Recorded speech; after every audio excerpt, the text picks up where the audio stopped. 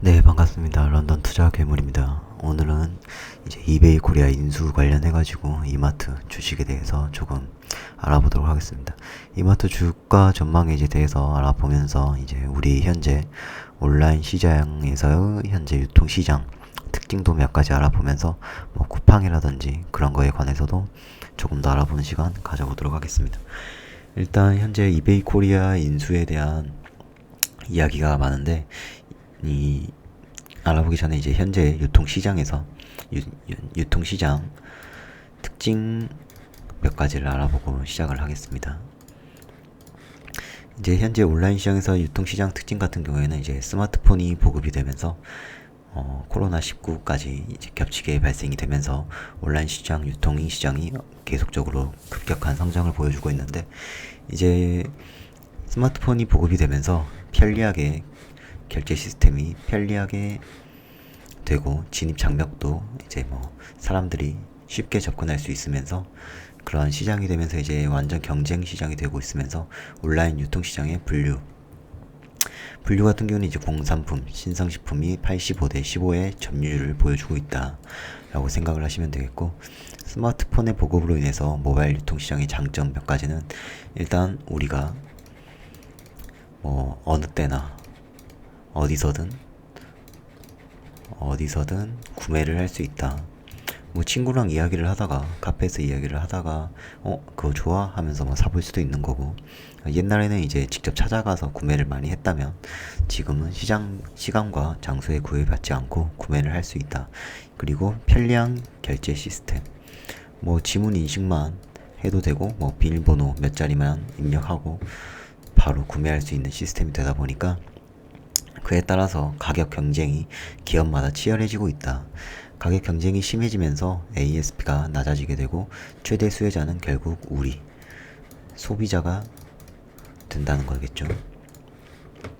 이제 온라인 유통 시장에 여러 기업들이 뛰어들게 되면서 쿠팡 같은 경우에는 이제 매년 엄청난 적자를 보면서 거의 매년 1조 가까이의 적자를 보면서 이 시장에 뛰어들었는데, 그러다 보니까 이제 뭐 다른 홈쇼핑들도 우리도 뭐 이런 유통시장에 뛰어들겠어 했는데 막상 쿠팡이 매년 1조 정도의 손을 보니까 우리 안 되겠다, 항복, 뭐 이런 상황이 많이 보이고 있죠.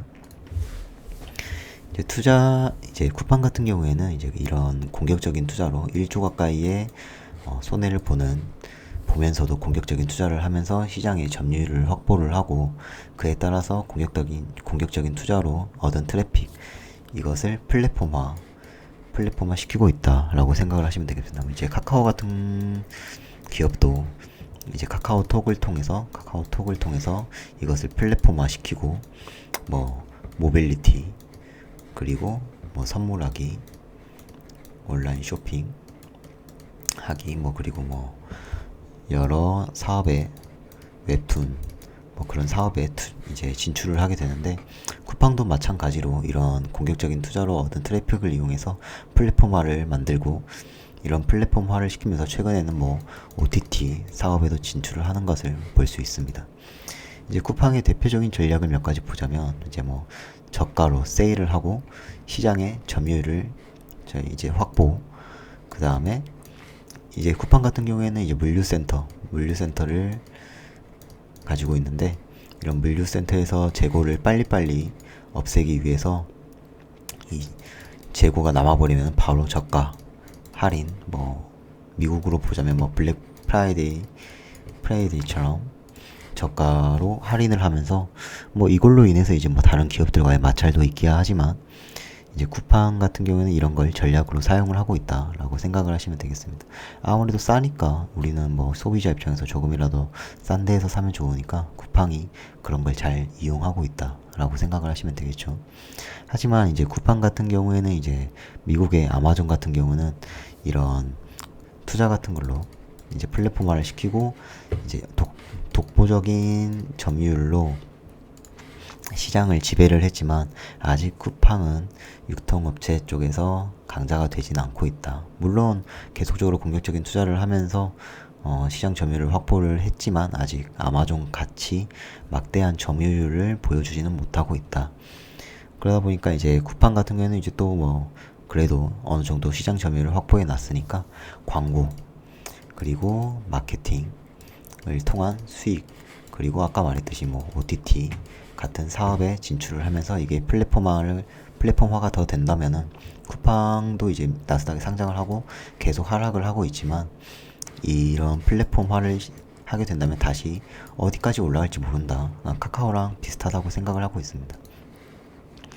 그리고 쿠팡 같은 경우에는 이제 내재화되어 있는 이제 확실한 배송, 물류센터, 그리고 차량의 직접적인 운영을 통해서 이제 소비자에게 가격 부담을 덜하게 되는데 다른 이제 기업 같은 경우에는 이제 배송이나 물류센터가 확보가 되어 있지 않기 때문에 택배 같은 이제 택배 비용이 오르면은 쿠팡과는 다르게 가격이 경쟁에서 밀릴 수밖에 없다라고 쉽게 생각을 하시면 되겠습니다.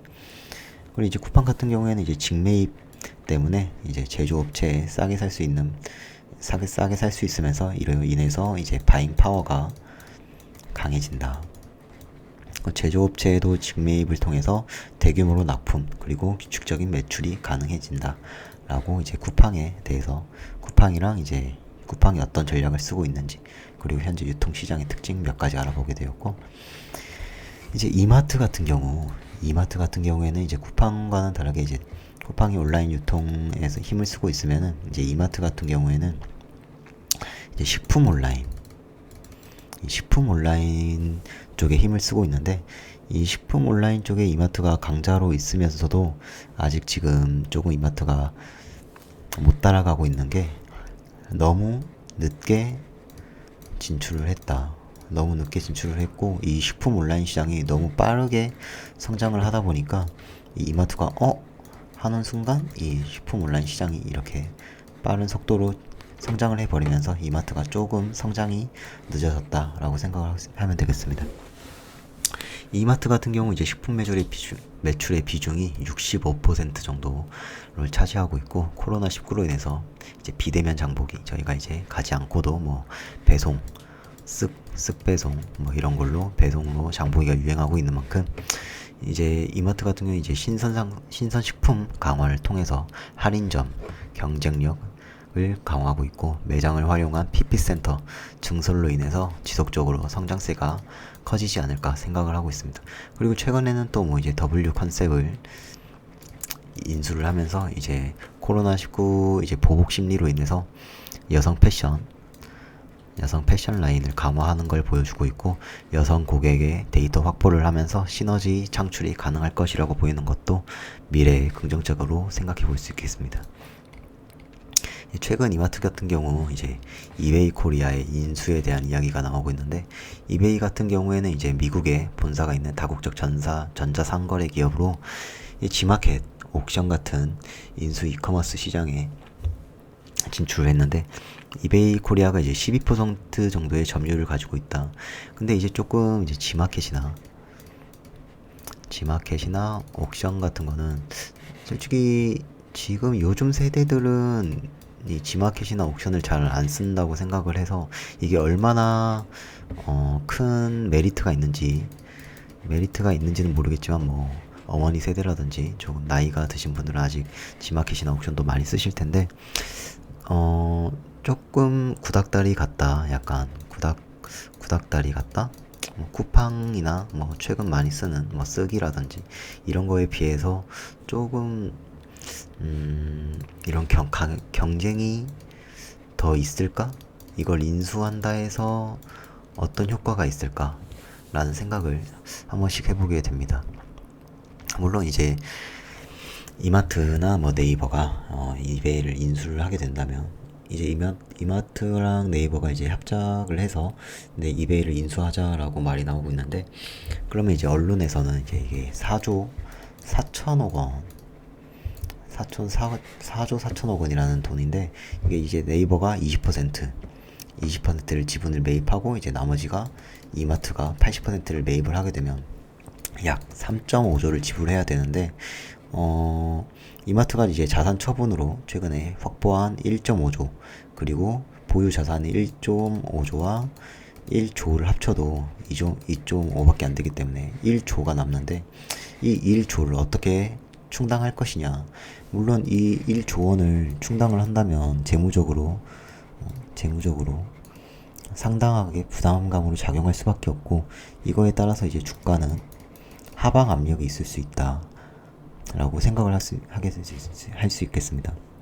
그리고 아까 말했듯이 뭐 이제 이베이 코리아가 이걸 인수한다고 해서 어떤 메리트가 있는지 그런 거에 대해서도 저희는 생각을 해봐야 될 것 같고, 물론 지금 시장에서는 지금 약간 상승이 나온 걸로 봐서는 뭐 약간 긍정적으로 보는 시각이 많이 있는 것 같은데, 저도 이제 미래로 좀 하반기까지 본다면 충분히 이제 더 호재라고 보고는 있지만, 이게 꼭 호재만은 아닐 수도 있겠다. 이게 꼭 호재만은 아니고 이제 네이버와 이마트가 서로 어떤 식으로 협업을 해서 어떻게 이 시장에 어떤 전략을 보여줄까에 따라서 주가도 크게 달라질 거라고 생각을 하고 있습니다. 이제 뭐 온라인 식품 시장이 성장하는 만큼 뭐 코로나19로 인해서 이제 내식 식품 수요도 증가를 했지만 점차 이제 정상화되는 시기이기도 하고, 뭐 물론 이제 1인 가구가 많아지다 보니까 더 뭐 식품 수요가 뭐 더 증가할 수도 있겠다라고는 생각을 하지만, 이제 이베이 코리아를 인수를 하게 되면서 어떻게 될지는 조금 더 생각을 해봐야 될 문제이고, 이게 호재가 될지 악재가 될지는 아직 모른다. 그러다 보니까 뭐 이제 지금 주가도 뭐 조금 오르다가 이제 다시 조금 하락을 한 상태인데, 주가 자체도 뭐 저도 뭐 충분히 다시 18만 원 정도까지는 다시 갈 거라고 생각은 하지만, 아직은 약간 이제 이베이 코리아 이 입찰 이슈가 조금 끝나거나 이제, 그리고 또 이제 이 소비 유통주 쪽으로 사이클이 오고 있진 않기 때문에, 이런 걸 생각을 하면서 지금 당장 사기보다는 조금 눈치를 보다가 뭐 15만원 부근에 한번 오면은 이때 매수를 하던지, 아니면은 뭐 16만원 부근부터 매수를 해서 나는 점점 모아가겠다라고 생각을 해봐도 될 것 같지만, 지금은 조금 이 이베이 이슈가 좀 어떻게 마무리되느냐를 본 후에, 눈치를 본 다음에 매수를 하는 게 좀 더 좋을 거라고 생각을 합니다. 이마트 자체는 뭐 이제 하반기까지 간다면 충분히 좋은 종목이라고 생각을 하고, 다만 이제 이 이베이 관련해서 이 유통시장이 어떻게 될지 좀 더 생각을 해보고 조심스럽게 매수를 해 나가는 게 더 좋지 않을까라고 생각을 하고 있습니다. 도움이 됐을지는 모르겠지만 조금이나마 도움이 됐길 바라고, 오늘 주말 잘 보내시길 바라겠습니다. 감사합니다. 런던 투자 괴물이었습니다.